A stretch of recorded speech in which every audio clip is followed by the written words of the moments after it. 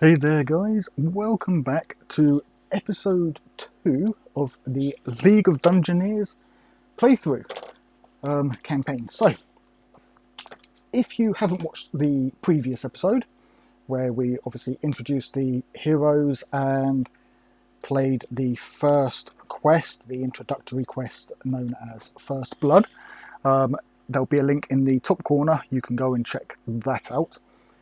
If you did watch it, then you know that we managed to fight off the bandits. I did get a couple of rules slightly wrong during that. It is a very complex game in terms of everything that you have to try and remember. But I think I got through it fairly well. So our heroes are badly beat up. Argon, Arwen and Paddywhack are all wounded. They are all just below half HP, which causes them to be wounded. And Mistra, she is balancing right on that cusp. She is literally 50% of her HP, which I believe means that she's not wounded. It's only if she drops below. After the fight, we obviously searched the bandits. I don't think we found too much, just a couple of bits of gold, or coin rather. And then they made their way to Irondale, as marked by the thing here. Ignore the top of my head. Camera positions makes it difficult. But yeah, so we've got the party is up in Irondale. So the first thing we need to do for Irondale, when we get in there, so we can see here on the card, this settlement has some farms and is the main supplier of wood in the area. Situated on the road north to the capital, the number of travellers passing by is quite high. Consequently, there is an unusual number of shops and inns for such a small village. So we've got a blacksmith, a general store, so let's get this on so you guys can see it. So we've got a blacksmith, a general store and 3 temples. We do need to roll on the event card because we are rolling into town, so we need to see if there's an event. That's on an 11 or 12 on a D12. There'll be an event and it will cost us 15 coin per night to stay there. We're only going to stay 1 or 2 nights while the party heals up, and then we're going to do the first quest in that town, the first quest of the campaign. So first thing we need to do is grab ourselves that D12. I believe that's the D10. There's the D12. And let's have a look, see what we get. A 1, so no event. Okay, so that was nice and easy. Skip the settlement events. So we get back to settlements. Basically, we are now in town and we need to sort our health out. So the first thing we want to do, we can get to the quest part here. So the first thing we want to do, obviously, is get our health back. And I believe that is 2d6 when staying in a tavern per night. I will just check that, but I am pretty sure it is 2d6. So where are we? Too far forward. Buying and selling, so it's got to be near here. Staying at inns, events. Once per day the party rests. During that rest they gain 1d6 hit points. That's foraging and resting. Where's the part for settlements? Here we go. So we've got taking on quests, general activities in a settlement, available quests, rejecting a quest. So as I understand it, if we want to see how many quests are in, we roll a dice for each place. So obviously if we're in Irondale, we would roll a d6 and that would tell us what quest we can go on, or is that the number? Whenever the party is in a settlement, they may either start an available campaign or roll to see if there are random quests available. The quest site is determined by rolling a dice and referencing this to the numbers. Okay, so yes, so that would tell us what quest site we would be going to. Available quests. Roll 1d6 on the table to see what quests are available. If there are quests available, then roll 1d8. On a result of 1 to 2 on the d8, a side quest is available.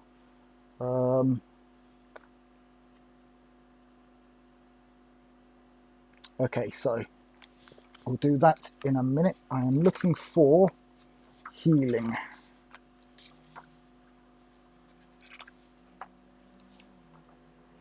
The outpost. So we've got the city. Where is the part on staying at an inn? Gambling, horse racing, guilds. Level up. We can't level up yet. We're only level. We only have 400 XP, and leveling up is a little bit higher. So we've got the Fighters Guild, appendices, buying an estate. Where is it?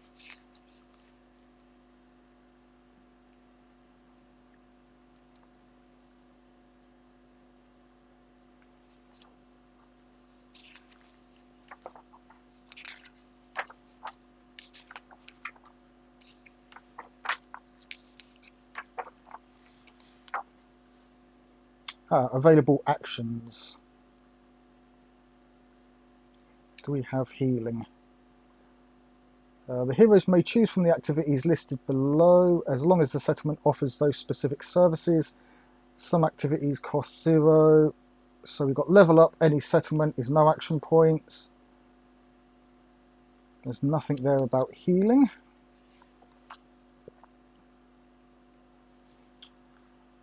Activity in a settlement. So I know here it does say regains 2d6 HP, all mana, luck and energy. But I don't know where it actually says that is a specific rule. Staying at inns. Go to the chapter on settlements for more information if I only plan to stay. So yeah, I can't find it, but I know that it is 2d6. So wasting time, let's get on with that. So Argon gains 2 HP, so he's at 9, 10, 11.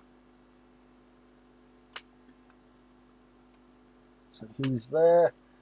Arwen is on 5. She gains 7. So that puts her on 12. Yes, 12, but obviously her max is 11. So she's 11. Paddywhack is on 4 and gains back 10, so that puts him back up to 12. And Mistra is on 6 and goes up 8, so she's back up to 12. So first night it was literally just Argon who messed up. So we do need to pay the innkeeper. So we'll grab our coin. So that'll be the first night done. So that's 10, 11, 12, 11, 12, 13, 14, 15. So that's 15 coin.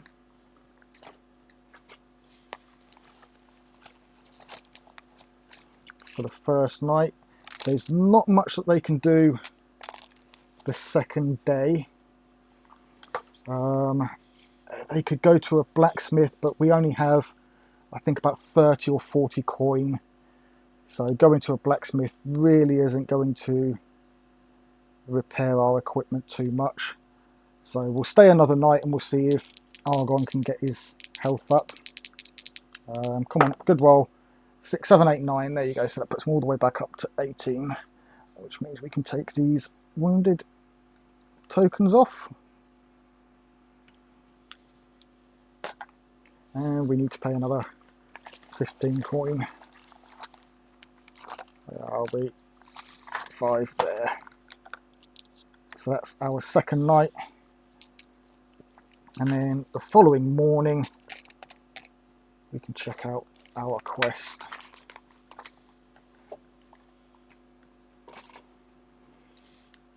So the following morning we wake up, have our breakfast and take a look around town and see if there is anything we can do. And this is where we will start the Dead Rising campaign. So, the dead never rest easy in the kingdom, but lately the reports of stirring bodies have been alarmingly high. The reason why some dead refuse to stay dead is a mystery. Perhaps it is due to some unfinished business that denies the person its eternal rest, or possibly the soil of the grave is tainted by the void. However, as this repeatedly occurs, it seems likely there is a definite reason behind the stirrings. Maybe the king's decision to allow expeditions south once again has triggered the undead curse, or perhaps there is something else behind this. This campaign starts wherever the heroes are, but the second quest must be started in Silver City. So, going through the campaign here, quest 1, spring cleaning, is what we'll be doing. Special rules: when the threat level reaches 12, a wandering monster appears regardless of the scenario dice result. For this quest only, the party may gain the benefit of the rest rule without consuming any food rations, but learn from your experience and remember to bring rations, because the gods will not be so friendly next time. So the starting threat level is 2, the minimum is 2, the maximum is 18. We are using 4 corridors and 4 rooms, not corridor C16 and not room R17. We get 100 coin per hero. The encounters is quest specific, so that will be using this table here. So we've got up to 4 giant rats, Johann the gardener, a bat swarm, up to 6 giant rats, so that will be the maximum that we will find, 3 pox rats, 2 giant snakes, and a giant spider. Then we have the objective room. Obviously we don't want to be reading into that yet, and Johann the gardener, we'll read that in just a minute. So, you have been tasked by the local town elder to clean out the basement of the town hall. This basement has been closed off for several years, but a recent invasion of large rats in the village has led the local rat catcher to think that their nest is in this building. However, the size of the rats is somewhat on the larger side, and he has refused to enter the basement, exclaiming, "'Tis ain't normal with them bastards growing that size. Devilry, I tell ya." Large-sized rats or not, this should be an easy task for your hardy heroes. The town elder says that there is nothing of value down there, but you are free to take anything you find. Okay, so the objective room is R5B, so we'll have to make sure that we put that in the cards.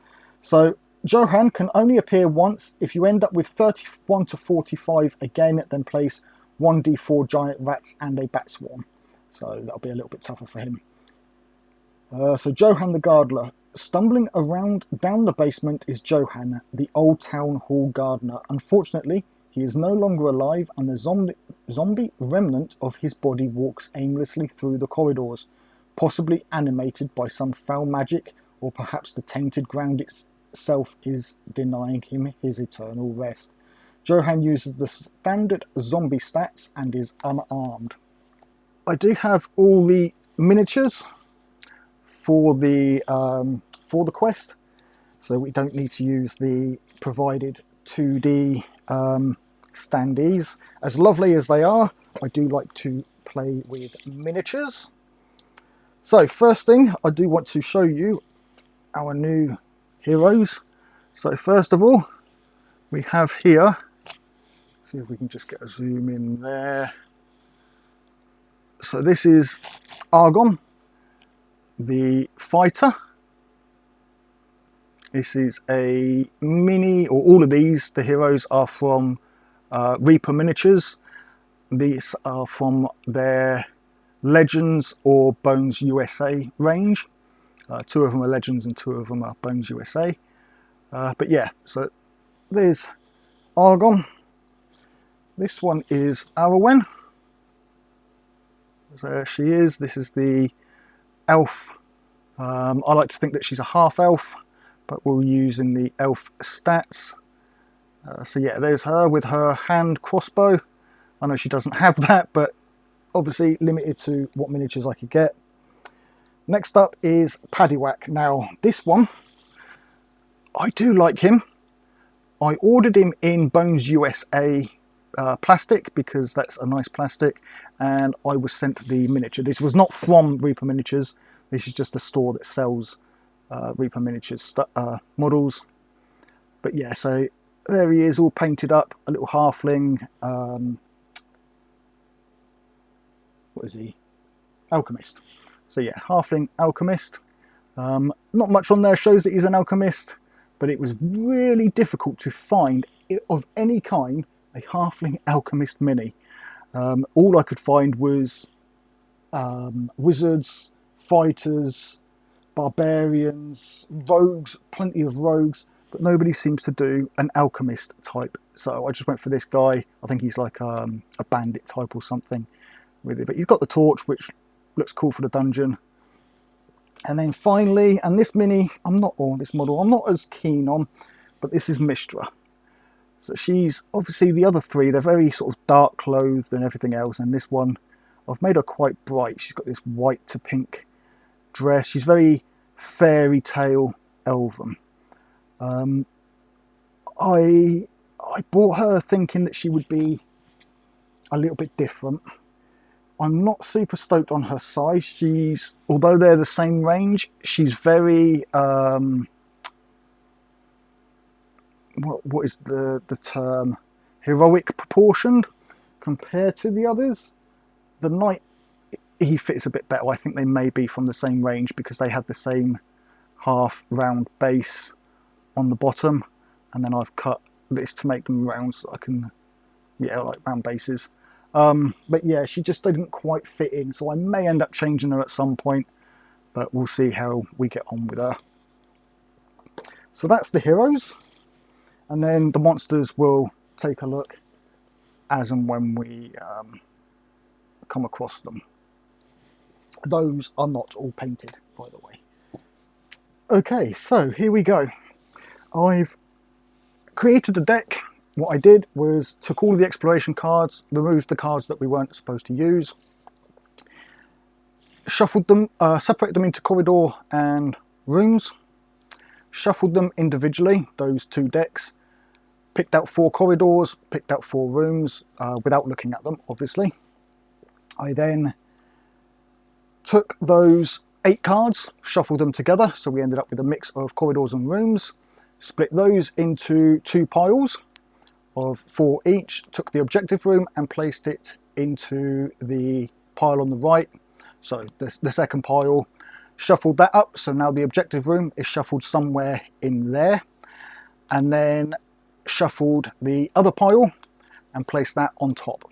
So we have a full deck where we have 4 cards, and then after the 4th card we then have the possibility of the objective room occurring, a 25% chance, 50% chance, 75% chance, and then obviously it's going to be 100% if it's the last card. So yeah, I'm not 100% on the rules of the dungeons. I am obviously learning here, guys, but I'm hoping that you guys will learn with me or correct me if you spot me making mistakes. So there are a few things, if I know I'm skipping rules or breaking rules, then I'll admit to that and I'll say, look, I'm doing this deliberately. But most of it I will try and stick to. One final note, guys, I know we're 20 minutes in the video and I'm only just mentioning it. Apologies if there is the sound of wind blowing on the mic when I'm talking. It's still hot here in the UK, even though we're coming into autumn now. The room that I'm in gets very hot, and so I still need the fan on me, so apologies for the audio on that. I am hoping obviously it's going to get cooler so I don't need that, and I'm hoping to get a better microphone that will be able to cut things like that out in future. So please, guys, bear with me, don't let that put you off the watching the videos. Okay, mana, I just remembered, does actually restore for Mistra during a rest in and in. So her mana goes back, I think it's 60, oh, 60, spot on. So that one comes off. So that's her mana fully restored. And then obviously damage and stuff for weapons and that I've already got marked off. Okay, so the first door, I believe, is not locked, not trapped. So we just go straight into a room. Let's just double check the rules.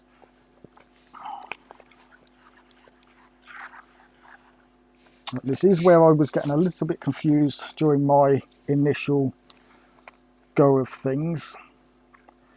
So we generate the dungeon, we've done that. Total for a dead end. The turn, so the scenario die is a d10 that is used to see if something out of the ordinary happens. This die should be rolled at the start of a new turn after the party have passed the first door, or if they take a short rest.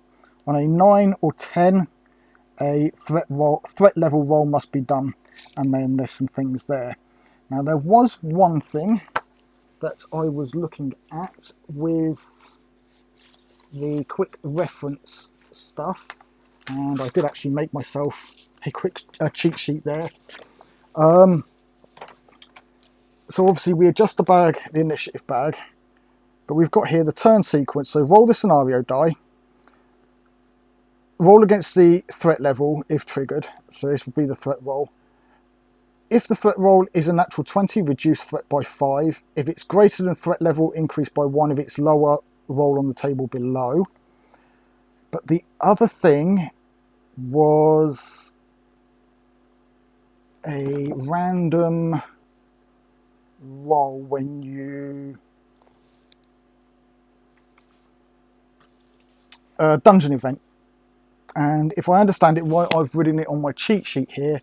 The first hero activation in a new room, not a corridor, you roll a d10. On a 9 or 10, you draw the dungeon events card, which I don't think I've separated out, or they weren't in this deck and they're in the League of Dungeoneers, in which League of Dungeoneers is what we're playing. In the expansion, I think they came in, so we will have a look. And then if there's an encounter, we've got a percentage. If the room 50%, corridor 35%, and then you increase by 10 if no encounter after 4 tiles. So that's for the rolling for the encounters thing. So first things first, we're going to open this door, and like I said, the first door of a dungeon isn't locked or trapped, so we don't need to do that. So first door open. We need to draw on the exploration deck. So we've got the torture chamber. Wow, in a basement, but okay. The smell in this room makes the adventurers' stomachs turn. There are several contraptions here, cleverly designed to cause as much pain as possible to the ones unfortunate enough to be brought here. In the middle of the room is a table covered in body parts, and decorating the walls are the bloody remnants of the torture master's work. In one corner there is a small chest, perhaps containing the belongings of some victim. The grisly scene decreases party morale by 4. The chest may be searched. Wow, so party morale, I haven't even got that the markers on that. So threat level, we start on 2. And the party morale is 3, 6, 9, 12. That's now reduced by 4, so that drops to 8. That's a great start to the dungeon. And now I'll just go and grab the tile. Okay, so in here there are 2 doors, and that includes this one. So we may as well put the other one on the opposite side of the room. First of all, we'll have Argon go in. So we don't need to roll on the table yet. Let's put this deck up where it's supposed to go, by the door. So we'll go 1, 2, 3, 4, 5 for his first action, and then 1, 2, 3 for his second action, and then 1, 2, 3, 4,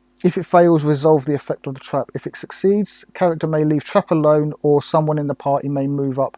Okay, so because I didn't see the trap, it's triggered. So I now resolve the effects. So if triggered, sanity -2 and party morale -1.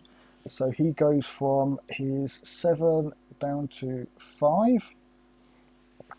And party morale is now down at 7. Randomise one character that must pass a... Oh, okay, so we'll read it. Spear trap. The floor gives way, revealing a deep pit. The bottom of the pit is filled with sharp stakes, and the amount of bones surrounding them indicates that there are multiple persons that have succumbed to this fiendish trap. Randomise one character that must pass a dexterity test or fall into the pit. So we'll do a D4. Basically, I'll do it in the order that I've got here. So 1, 2, 3, 4 will be Argon, Arwen, Paddywhack, Mistra. Oh, let's get it in the thing. 2. So Arwen, which funny enough is the rogue, and you'd think she would have seen it. Make a dexterity test or fall into the pit. So her dexterity is on here, 47.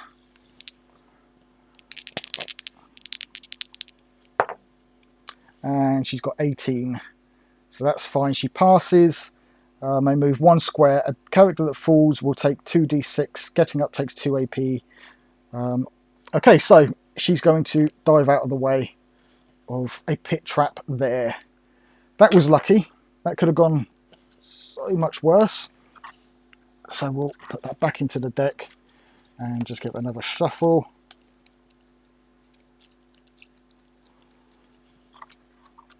There we go.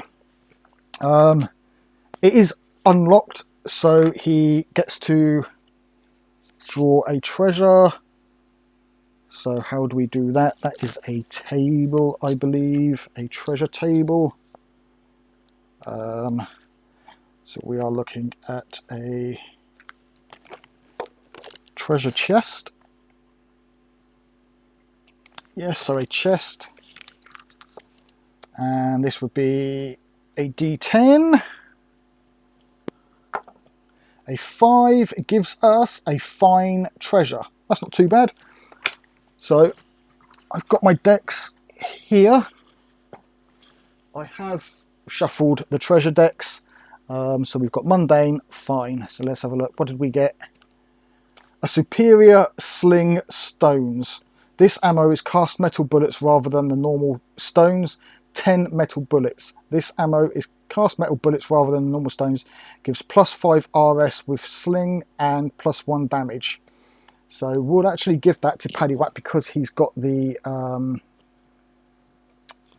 what do you call it there? The sling.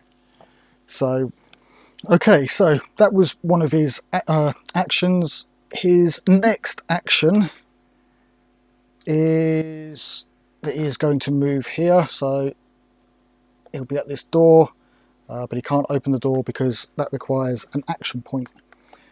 We're going to have each of the other party members, so all 3 of them, are going to spend this turn searching the room. And I believe this is done. Searching through a corridor or room. A hero may try to search a room or corridor for hidden treasure. This takes the entire turn and requires a successful perception roll. If there is more than one more hero searching as well, add +10 modifier. Any additional members of the party add +5. Roll using the highest perception values of the heroes searching. So that would be a perception ignoring Argon because he's done. We have 44, 29 and 51. So Mistra, no, 31, sorry. So Arwen, 44 plus another 15 for the other 2 helping her is 59 to search. So let's see if she finds anything. 51. So yes, she finds something. Now we need to roll on the table to see exactly what she found. Well, we're not in a corridor, so it's a D100. And we've got 56. So 51 to 90 is nothing. So we searched the room and found nothing. Okay. Done. End of turn 1, or end of searching. So now, because it's the second turn in the dungeon, we go through our checklist. So we remove any initiative tokens, we roll the scenario die. So the scenario die is the D10, I believe it is. Let's put these rooms explored already there. We need an explored room token so that we know that this one's been explored. If I have any. I thought they were different.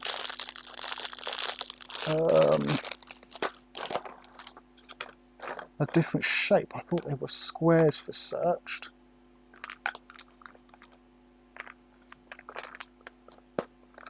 No, that's fine. I'll remember that I've searched it. Okay, so roll the scenario die. And if triggered, so the scenario die is the D10. And it's a 7, so nothing is triggered. We're going to open the door. So we open it. The well. In the middle of this small room, there is a round well. Beside the well lies the remnants of a dead adventurer. Probably best to not test the water. The adventurer can be searched. So we'll place that one there. And we'll place this door open. And I'll just go and get the tile for that. Okay, so we've opened the door. Now we need to see if there is an encounter in there. And I do believe that there is one in every thing on this one, because we roll a D100 and see what we get. And we've got a 99, which is a giant spider. Okay, so for this one, I've got a mini here. Now, some of you may recognise this. This is from Warhammer, the original Warhammer Fantasy. This was the Goblin Spider Riders. I've taken the Goblin off, but yeah, so that makes do for a spider, and we're going to place that. I know we're supposed to randomise it, but it is a small room. It's 2 tiles or 2 squares long. Technically, it should be a thingy by thingy. It should be too big for that room. It should be there, but we'll use it like that. So there's a giant spider in this room. So we go into combat, and now we need to do tokens.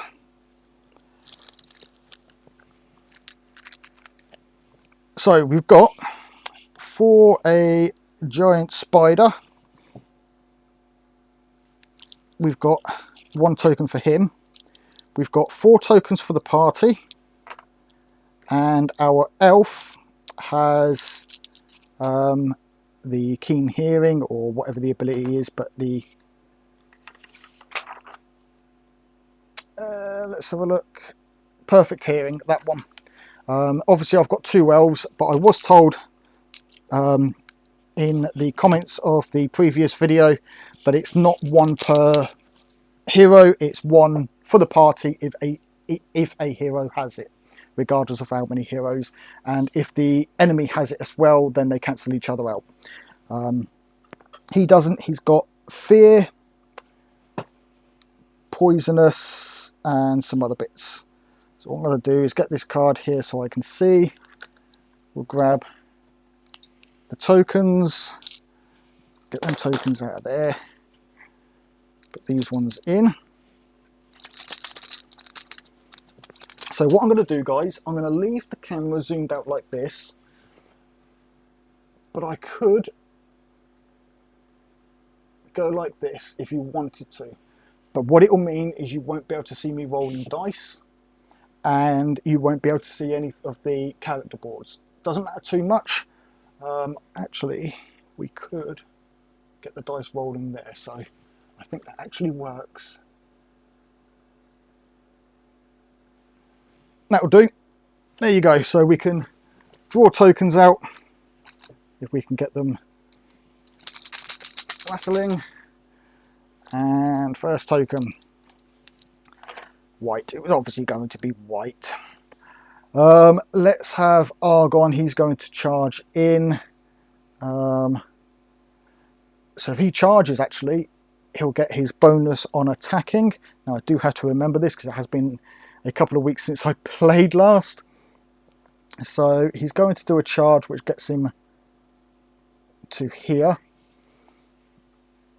And he's going to attack the spider. I believe that gives him a plus 20 to his stat. Looking at the sheets there, but I've got this thing here. So his CS is 45, so that takes it up to 65. But we do need to check first to see on if he has fear. So I wasn't sure how this worked before, but I think I understand it right. If we can get the card. So fear 5 means if you are below that level or below, then you have to do this. If you don't, if you're higher than that, then you don't. And then obviously we've got HP, XP, and we get parts from it. So first of all, we do need to see. So his resolve is 37, and we got 46. So he is frightened. So he's minus 10 on his CS. He does get plus 20 because he charged, so that's only plus 10. So 55. And he scores 36. Which scores a hit, so that's a D8 plus 3. So that's 4, 5, 6, 7. So that's 7 points of damage to the spider. Not a bad start. If I can find the damage tokens. So we got 5, 6, 7. He's 25, so if he hits, what would that be, 13, then he'll be wounded. So that's one. We'll put that up near Argon so we know that he's done. Next one is another white. So this time we'll have Paddywhack go in. Now she'll be able to charge. 1, 2, she'll land on him, and you can't turn facing, so she's not going to be able to charge. So 1, 2, 3, 4.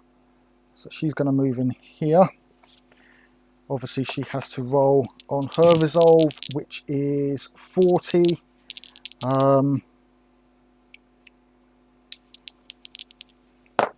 And we got 87, so she's scared as well. She's 47, she doesn't get any bonus for charging, minus the 10 for being scared, so that's now 37. And of course she rolls 80. So that's her turn done.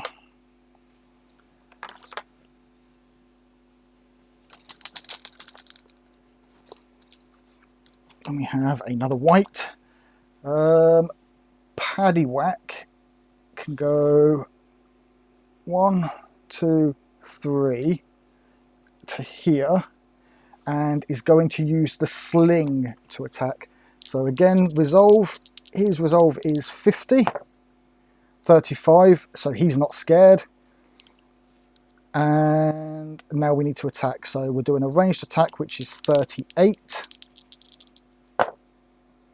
80 misses. Never mind.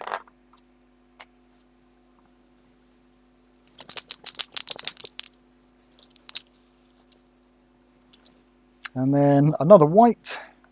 So this will be Mistra.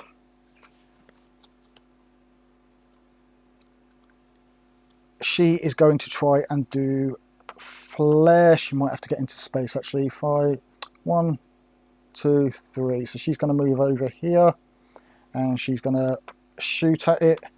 Let's just check her resolve. So she is 32, it's not great. 15, she passes. And now we are doing flare. So she has 60 mana. It's a C casting value of 8. She has an AA of 51. Minus the 8 is 43. 56. So it fails. So that costs her 5 instead of 10. So she's now on 55. And then it will be the spider's turn. We can remove these last 2 tokens. One of them's white. Take that one out. And spider will get his turn. So for spiders, or for spiders, for enemy activation, they activate in this order. There's only the one. An enemy will always end its turn with as few heroes behind it as possible. That's fine. An enemy cannot attack heroes that are falling into a pit. That's fine. Basic actions. So it's not a humanoid.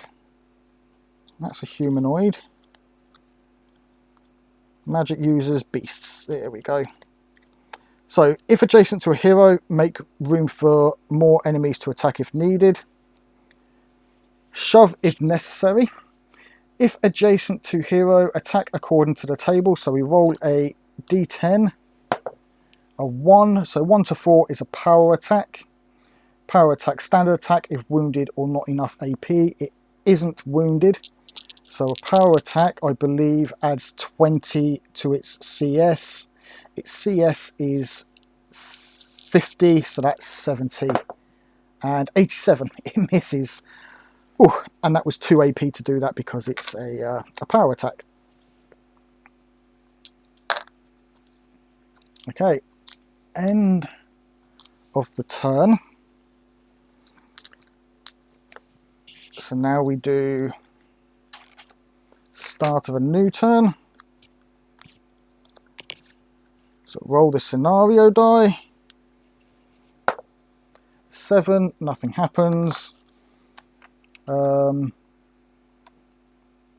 we don't need to roll the threat die. So now we can jiggle things and take out a token. Okay, so we'll may as well go with Argon again. He's going to do a power attack. One thing I'm not sure here, guys, and you can correct me, let me know down in the comments.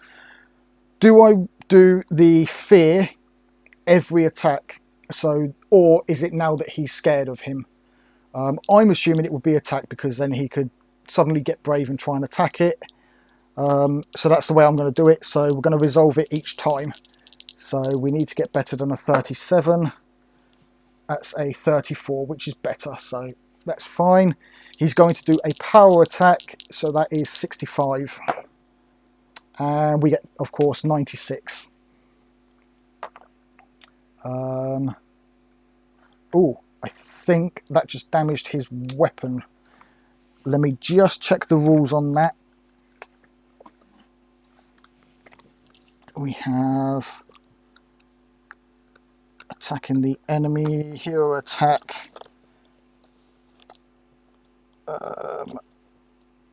Power attack, apply modifiers, make a skill check, success, no. Did you roll 100? No.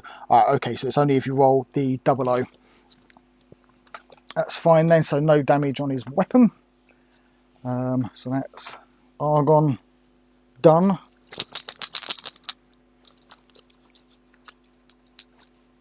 Another white token. So this will be Arwen. Is she scared? We've got 40. 28, she's not scared this time. So she's going to do a power attack as well. So that is a 67. And of course she rolls 100. Or is that 8?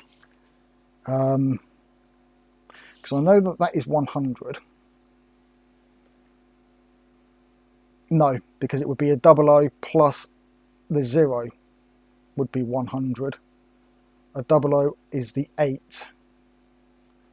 just going to double check that, guys. Okay, so ChatGPT says it's an 8. If you roll that, then it's 100, and if you roll that, then it's the 60. You know, it's a 10 or whatever. So that was an 8, which hits. So her damage is a d6 plus 2. 6, 7, 8. Couldn't do better. So 8, 9, 10, that's 15. It is wounded.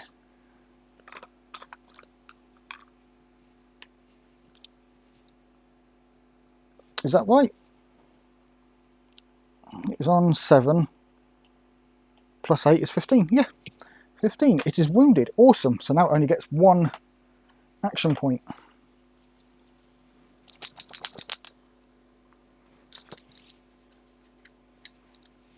And it's his go. So he only gets 1 AP, which means he's just going to do a standard attack every time. So CS 50, 14 hits, of course it does. And I've been forgetting to do the -5 to hit and natural armor. My bad. So a D10 damage is what it's going to do. Who is it attacking? Right. Positive, it'll be Argon. Negative, sorry. Even, it'll be Argon. Odd, it'll be Arwen. Even. So it's Argon that it's attacking. And that's not a D10, that's a D100. That's a D10, 5. So that's 5 points of damage to Argon. He does have a shield. So he's going to try and defend with it. Right, so he did do a power attack in his last action, so he can't dodge or parry. Good job I remembered that and checked it up. So let's keep that in there. We'll keep that there for a second. So he's taken 5 damage. Where does it hit? His chest. He is wearing a leather jacket, which is defense 3. So he takes 2 points of damage. So that puts him down to 16. And his jacket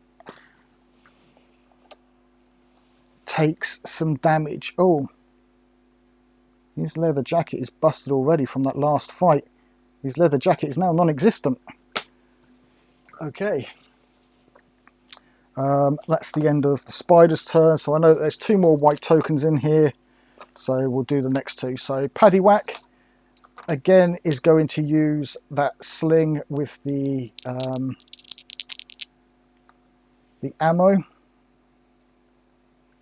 So it gives +5 RS with slings and +1 damage. Now I'm assuming if it doesn't hit, it still uses a bullet. So first of all, are they scared? 50 and 39, so no, not scared. So we've got +5 on the RS, so that's RS, but -5 to hit for the spider, so it's just going to be a straight 38. And of course we've got 94. So that's now down by 2.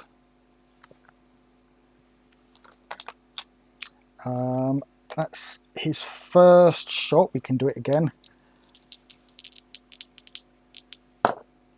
87, of course, still misses. Oh no, it's 1 AP to reload. We've been forgetting to reload. My bad. Okay, so he's spent that AP to reload. So Mistra, she's going to try flare again. Is she scared? No, she's not. And 51 minus the 8 is 43. 67. So that costs her another 5. So she's down to 50. Not great. And that's her turn. So we are back to top of the round. Scenario die. A 6, that's fine.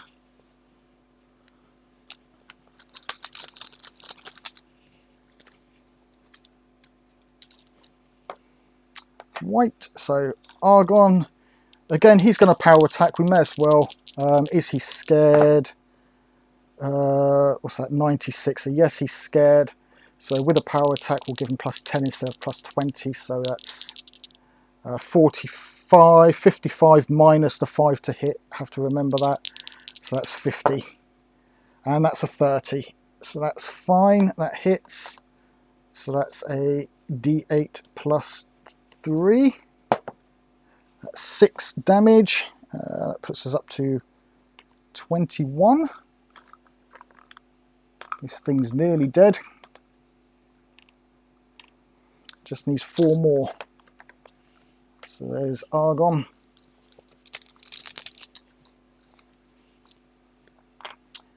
Okay, Arwen. That's a 40 resolve. So that's 22, so that's fine. She's not scared. So that's a 47. She's going to do a power attack. So 47, 67 minus the 5 to hit is 62.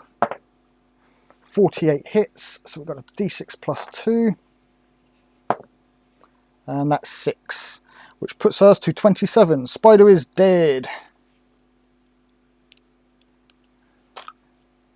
Okay, so Spider's dead. Now we have to, so we get 170 XP for that. So let's zoom back out on this guy so you can see. So I've got a pad here, a nice little notebook that I've bought. I'm just going to track things per dungeon in here. So we've got 170 XP for the spider.